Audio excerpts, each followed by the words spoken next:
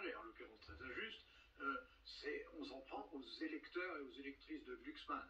Non, moi je crois que ce n'est pas du tout un accord de la honte. D'abord, je pense que la gauche n'a pas le choix, que si elle veut éviter la médiocrité de ses résultats globaux, je dis bien globaux, il ne faut pas oublier que l'ensemble de la gauche ne fait que 30%. Hein, moi j'ai connu la gauche à 48 et même à 51. Enfin bon, elle a rarement été aussi faible. Elle a rarement été aussi faible.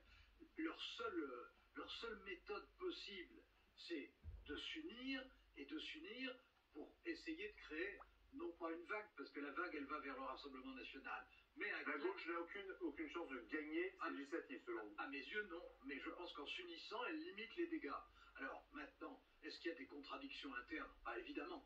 Chez les socialistes, dont le chef de file pour les élections européennes était Glucksmann, qui s'est fait, alors là, littéralement insulté jour après jour et quelquefois de façon odieuse par les insoumis, il est évident que d'accepter sans broncher de faire un accord sur un programme dont on nous dit que ce programme en fait reflète très largement celui de la NUPES, donc un programme qui est tout sauf PS dans la réalité des choses, c'est évident que c'est une compromission, c'est pas un compromis, c'est une compromission, et c'est contre nature. Mais que fait Glucksmann dans ces négociations? Rien.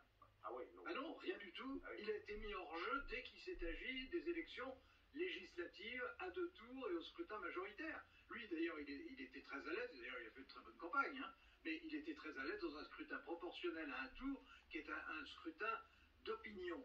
Dans un scrutin majoritaire à 2 tours pour les élections à l'Assemblée nationale, c'est un scrutin d'intérêt, de sentiment, de ressentiment.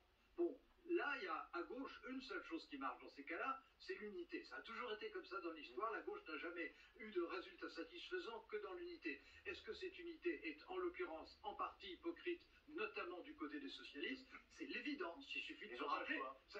Ils n'ont pas le choix et donc ils acceptent pour garder des sièges, une méthode qui se fait au détriment de leurs convictions et après s'être fait insulter par ceux avec qui ils passent un accord. Bon,